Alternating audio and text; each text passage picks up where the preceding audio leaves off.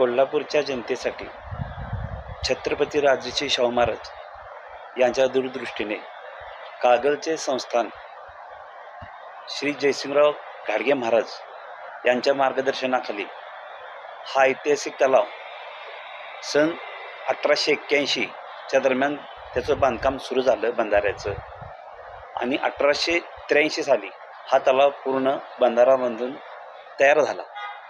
त्यातून जवळपास 150 वर्ष झाले कोल्हापूर जनतेसाठी चांगल्या पद्धतीचं स्वच्छ पाणी पुरवठा त्या तलावामधून होतो. आणि या 1881 आणि 1883 साली बांधकाम चालू असताना तलावाच्या बंधाऱ्याचं, त्या दरम्यान तिथं बरीच कारागीर तिथं काम करत होते. त्या कारागिरांसाठी पिण्याच्या पाण्याची किंवा बंधारा बांधकाम करण्यासाठी पाण्याची व्यवस्था नव्हती. त्या काळी महाराजांनी तिथे मोठी अशी खोल विहीर बांधली.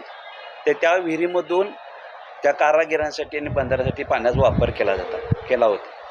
त्यावेळी त्यानंतर ज्यावेळी समजा महाराजांची दूरदृष्टी अशी होती की तलाव समजा काही कारणास्तव पाऊस कमी पडला, त्याची पाणी पातळी कमी झाली, तर त्या पाण्यात जी विहीर आहे त्या विहिरीतलं पाणी ती जनतेला मिळावं पिण्यासाठी, हा एक त्यांचा दुसरा विचार होता.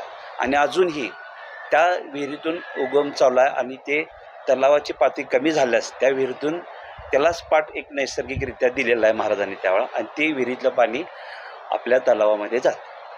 अशा पद्धतीसाठी ती विहीर बांधलेली आहे. पावसाळ्यामध्ये पाण्याचा प्रवाह बऱ्यापैकी 5 एक मोठा जयंती ओढा म्हणून आहे आणि बाकीचे 4 लहान असे ओढे आहेत. त्या 5 ओढ्यामध्ये एकत्र पाणी येताना तलाव पावसाळ्यामध्ये पूर्णपणे भरतो. तो भरल्यानंतर त्याचा एक ओव्हरफ्लो आहे, म्हणजे सांडवा म्हणतो आपण. त्या सांडव्यावरून पाणी वाहत असतं.